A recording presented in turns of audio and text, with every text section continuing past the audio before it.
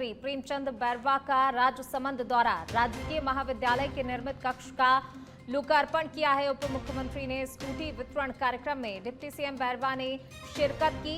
कार्यक्रम में राजसमंद सांसद महिमा कुमारी और राजसमंद विधायक दीप्ति माहेश्वरी मौजूद रहीं। तो स्कूटी वितरण कार्यक्रम में डिप्टी सीएम बैरवा ने शिरकत की। कार्यक्रम में राजसमंद सांसद महिमा कुमारी और विधायक दीप्ति माहेश्वरी मौजूद रहीं। तो राजकीय महाविद्यालय के निर्मित कक्ष का लोकार्पण किया है उप मुख्यमंत्री प्रेमचंद बैरवा ने। राजसमंद के दौरे पर वो थे। 1000 रुपए की लागत से इन 5 नवीन कक्षों का लोकार्पण कर रहे हैं। तो ये केवल एक निर्माण कार्य नहीं है, बल्कि ये कक्षाएं उस नवाचार, उस आत्मनिर्भरता और उस आत्मविश्वास की नींव है जो हमारे युवाओं को विकसित भारत के निर्माण में भागीदार बना रही।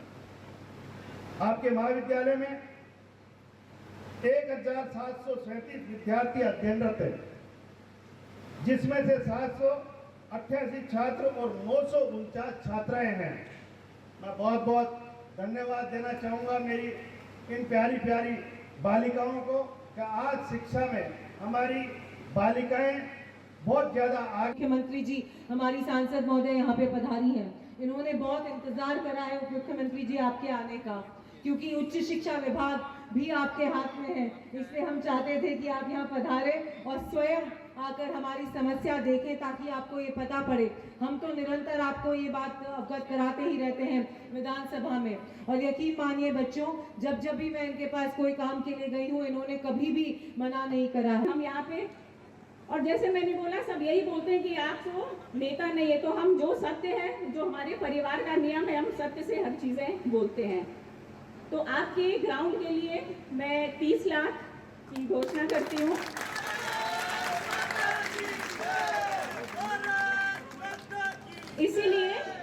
इसीलिए क्योंकि राजसमंद जो हमारे पूर्वजों का है और हमारी पार्टी का, भाजपा का गढ़ है।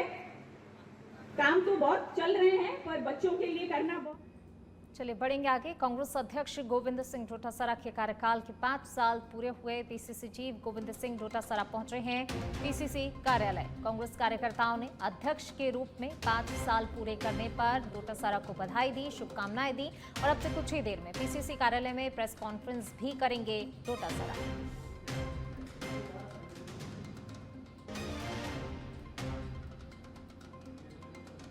देखिए, कांग्रेस अध्यक्ष को सभी ने बधाई दी है।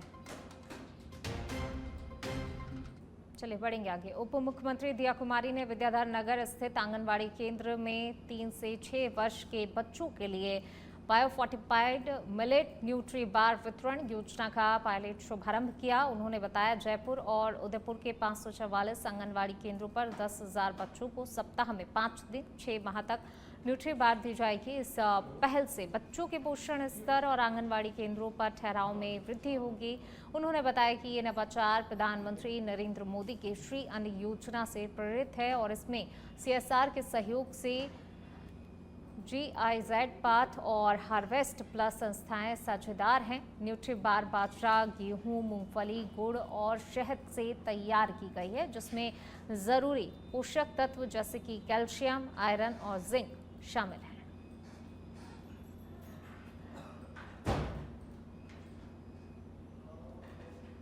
चलिए इसी बीच रुक करते हैं अगली खबर का। बीकानेर में एससीबी की कार्रवाई देखने को मिली है। एसीबी ने कार्रवाई की। पीपी जगदीश कुमार ट्रैप हुए हैं। 1000 रुपए की रिश्वत मांगी थी और 500 रुपए की पहले ही राशि ले चुका था। रिश्वत के नोट को भी मुंह में दबाने की कोशिश की है। एएसपी आशीष कुमार के निर्देशन में कार्रवाई की गई। सीआई इंद्र कुमार सहित एसीबी की टीम मौके पर मौजूद है।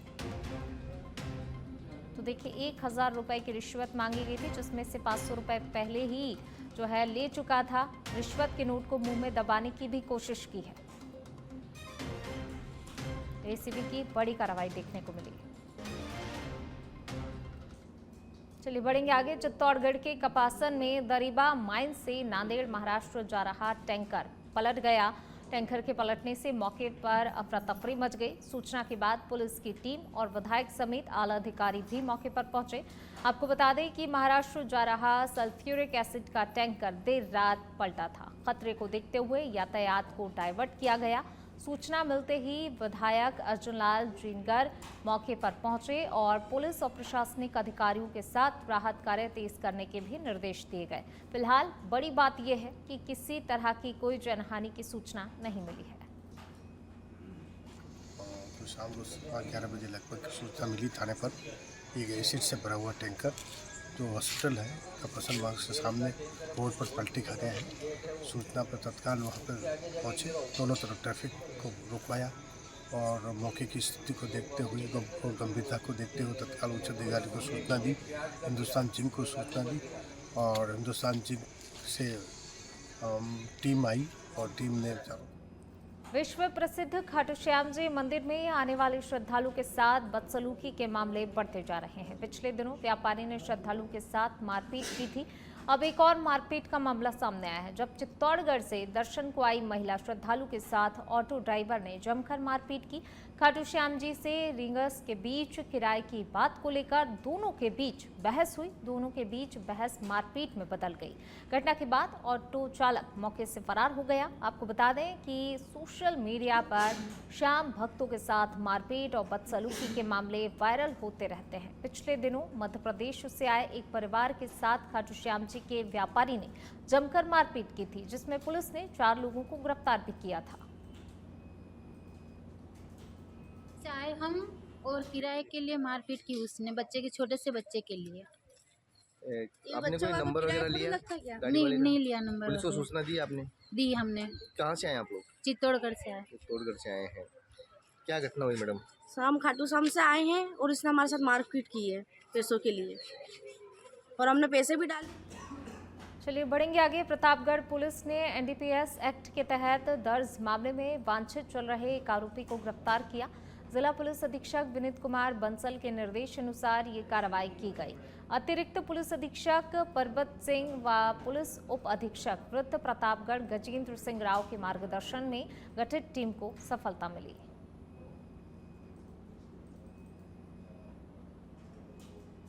चलिए बढ़ेंगे आगे। डूंगरपुर के बिछेवाड़ा थाना क्षेत्र के सचिया गांव में एक महिला ने गृह क्लेश से परेशान होकर फंदा लगा लिया। सूचना पर मौके पर पहुंची कनवा चौकी से पुलिस जाब्ता ने मृतका के पीहर पक्ष को सूचना दी। पीहर पक्ष ने महिला की मौत को मानसिक प्रताड़ना बताते हुए ससुराल पक्ष के खिलाफ मुकदमा दर्ज कराया। पीहर पक्ष ने कमला की मौत के पीछे उसके पति रमेश और ससुराल वालों को जिम्मेदार ठहराते हुए जांच कराने की मांग रखी। इसके बाद पुलिस ने मामला दर्ज करते हुए मेडिकल बोर्ड से पोस्टमार्टम कराकर शव पीहर पक्ष को सुपुर्द किया।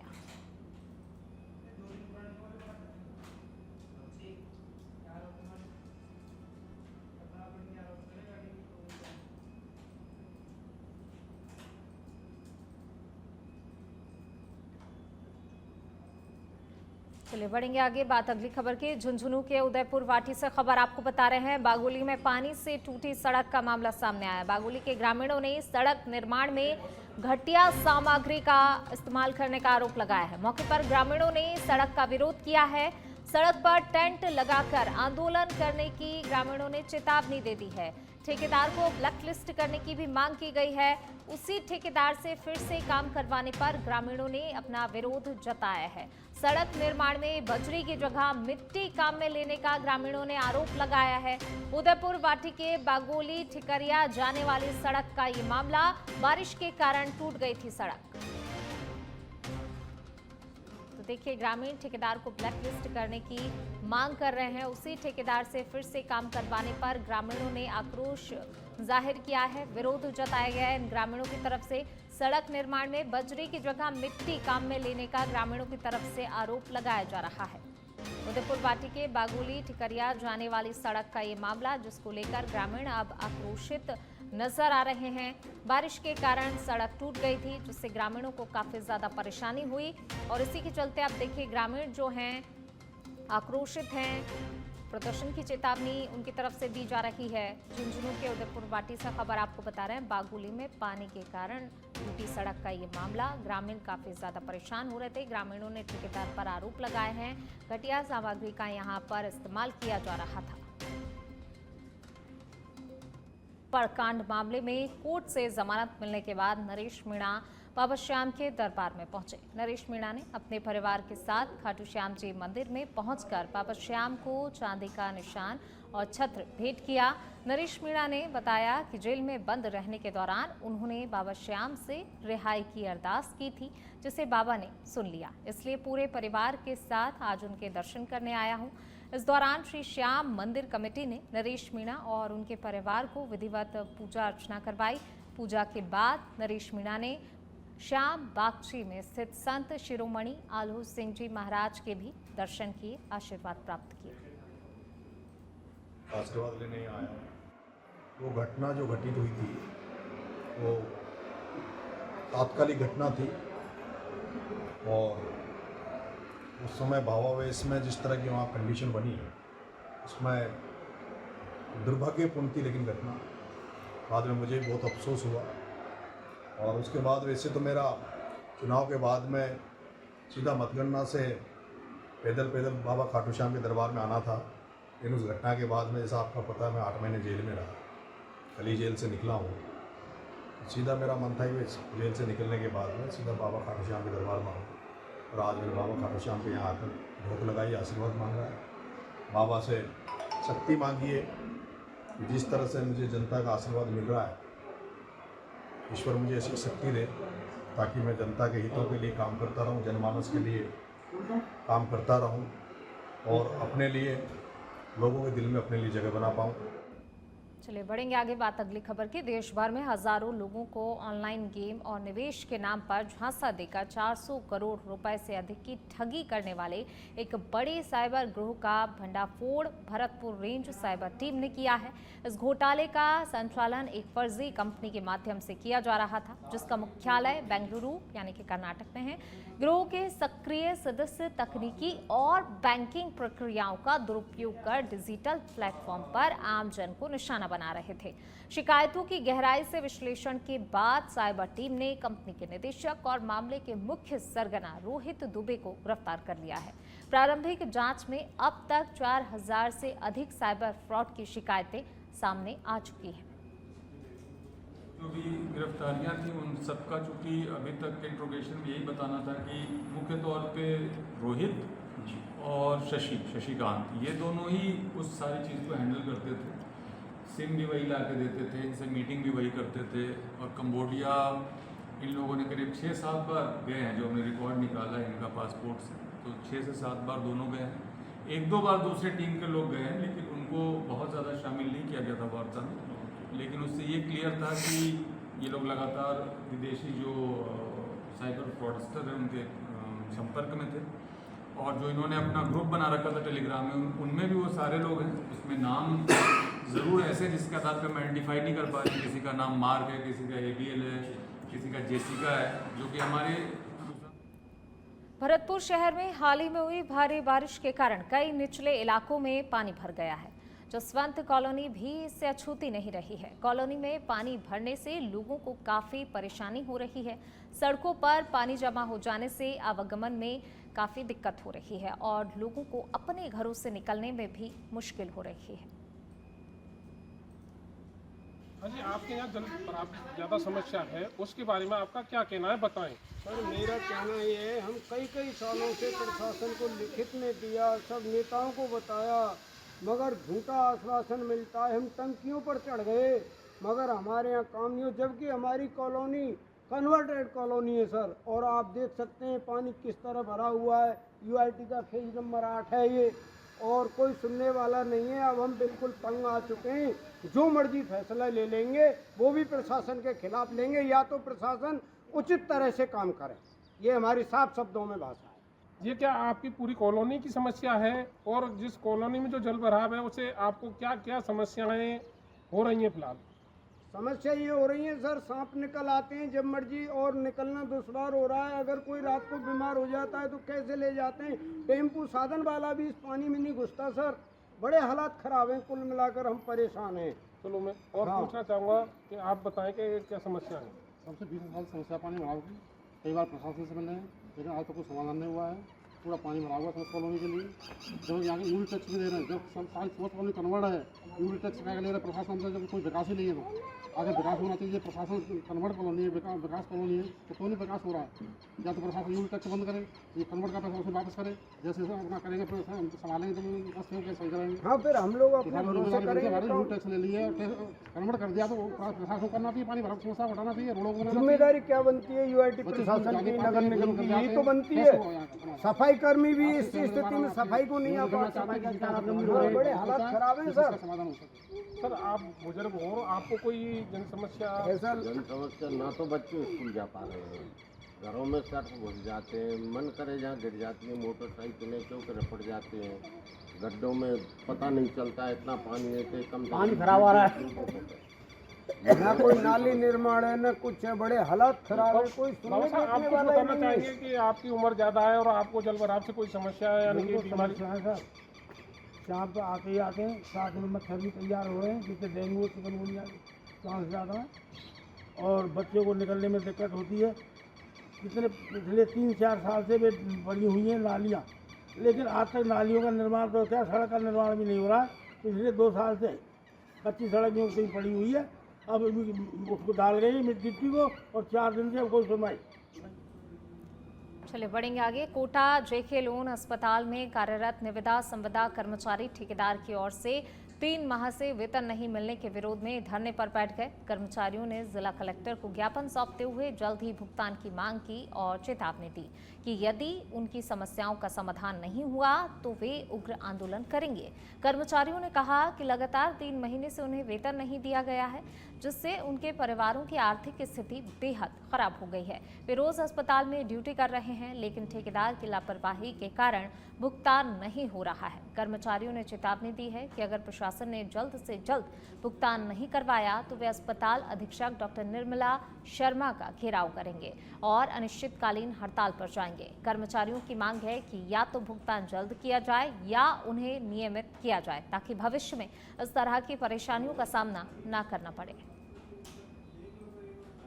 परेशान हो गए, अति हो गई, इसलिए हम यहाँ पर आ गए हॉस्पिटल में। ना तो हमारी 2 महीने से ये लोग सैलरी दे रहे हैं, मई जून से हमें काम करा रहे हैं, जुलाई से पहले तो साइन भी करवा रहे थे, अब इन्होंने रजिस्टर भी हमारे रख लिए हैं। और देखो ये हाल हो गया कि बच्चों को भी साथ में लेकर आना पड़ रहा है हमें, ना हमारा वेतन मिल रहा है, ना हमारे रजिस्टर मिल रहे हैं। ये काका इंसाफ है। हमने निर्मला मैडम को बोल दिया, हमने ये अपने कलेक्टर साहब को दे दिया विज्ञापन, जो जिसने जहाँ बोला हम सब दूर गए। अब परेशान हो गए, हमें देखो ये धरने पर आके आना पड़ा। ना हमारा वो से काम कर रहे हैं आप अस्पताल में? हमें 2-3 साल होने को आए हैं मैम। तो आपकी जो तनख्वाह है वो हमेशा समय पर आती थी? हाँ, हमारी जैसे समय से आती थी मैम। अभी कितने समय का भुगतान आपका नहीं हुआ है? 2 महीने का भुगतान नहीं हुआ। ऑफिसर की पोस्ट पे कार्यरत है जेके लोन हॉस्पिटल में। हम पहले शिफ्ट सिक्योरिटी के अंदर में काम करते थे, हमारी कंटिन्यू सैलरी आ रही थी। अभी 15 मई से रक्षक का टेंडर हुआ है, रक्षक का टेंडर आने के बाद से अभी तक 2 महीने से हमारी सैलरी नहीं आई है। पता नहीं क्यों भुगतान नहीं कर रहे हैं, हमें कोई नोटिस नहीं दिया है, कुछ नहीं हुआ है, हमें हटाया है ये भी पता नहीं है। मैं कंटिन्यू काम कर रहा हूँ अभी तक, लेकिन 2 महीने की सैलरी नहीं आई है। और जिसके पास भी हम जाते हैं, नर्सिंग अधीक्षक के पास हम गए तो वो बोलते हैं कि हमें कुछ पता नहीं है, जबकि हमने 2 महीने से 4 बार उनको अवगत करा दिया है, फिर भी वो ये स्टेटमेंट। चलिए इसी बीच रुक करते हैं अगली खबर का। भीलवाड़ा के काछोला से खबर आपको बता रहे हैं। जैतपुरा बांध के खोले गए हैं 2 गेट। बांधों में आवक के साथ बनास नदी का जलस्तर बढ़ रहा है। काछोला थाना प्रभारी और क्षेत्र के प्रशासन ने अपील की है, पानी का बहाव ज्यादा होने पर पुल पार ना करें, अनावश्यक नहीं निकले घर से बाहर। तो ये लोगों से अपील की गई है प्रशासन की तरफ से सावधानी सतर्कता बरतने की, और अगर कोई आवश्यक काम नहीं है, ज़रूरी काम नहीं है, तो कृपया अपने घरों से बाहर ना निकले। ये अपील प्रशासन कर रहा है, क्योंकि जिस तरीके के हालात अभी बने हुए हैं, ऐसे में सावधानी और सतर्कता बहुत ज़्यादा ज़रूरी है। मेरी आमजन से अपील है, मैं थानाधिकारी काछोला। वर्तमान में बारिश का समय चल रहा है, क्षेत्र के जितने भी नदी नाले हैं और जो तालाब वगैरह हैं वो सभी भरे हुए हैं, भराव क्षेत्र बढ़ गया है। और जैसे बारिश आती है तो ये उफान पर आ जाते हैं। कोई भी नदी पार करते समय अगर पुल पर तेज़ बहाव है तो उसे रिस्क उठाकर पार ना करें, अपनी ज़िंदगी जोखिम में ना डालें। और थल से ककरोलिया घाटी वाला जो पुल है वो टूट चुका है, तो किसी भी प्रकार से वाहन लेकर उस पुलिया पर न जाएं, वो आपकी जान के लिए खतरनाक हो सकती है। और आप सभी आमजन से अपील है कि बारिश के समय को ध्यान में रखते हुए सावधान। और अब खबर डूंगरपुर से, जहां भील प्रदेश मुक्ति मोर्चा की ओर से आज राष्ट्रपति के नाम कलेक्टर को ज्ञापन सौंपकर 4 राज्यों के भील क्षेत्र को जोड़कर नया भील प्रदेश बनाने की मांग रखी। इसके लिए तहसील, ब्लॉक और उपखंड स्तर पर ज्ञापन दिया गया। वहीं जिला स्तर पर कलेक्टर को ज्ञापन देकर अपनी 36 सूत्रीय मांगों को उठाया गया। जो भील स्टेट की मांग है, जो आदिवासियों की बोली, भाषा, संस्कृति और यहाँ का पहनावा, रीति रिवाज को लेकर कल्चर, वो सारा हमारा इस पूरे भीलपट्टी में, ये 42 जिलों में एक समान है। इसी को देखते हुए बोली भाषा के आधार पर हम। चलिए इसी बीच रुक करते हैं अगली खबर का। सिरोही के आबू रोड से खबर आपको बता रहे हैं। विद्युत विभाग के JEN पर परेशान करने के गंभीर आरोप लगे हैं। गांधीनगर विद्युत विभाग कार्यालय में मार्वल उद्यमियों ने आरोप लगाए हैं। पूर्व अध्यक्ष स्वयं उपाध्याय के नेतृत्व में उद्यमियों ने XEN के सामने जताया है आक्रोश। मार्वल संचालक ने लोड बढ़ाने के बदले बेंच मांगने और सप्लाई रोकने का आरोप लगाया है। 24 घंटे तक बिजली आपूर्ति बंद रहने से लाखों का नुकसान होने का दावा भी इनकी तरफ से किया गया है। उद्यमियों का आरोप है कि कर्मचारियों की कार्यशैली से सरकार की छवि खराब हो रही है। JEN ने सभी आरोपों को निराधार बताया है।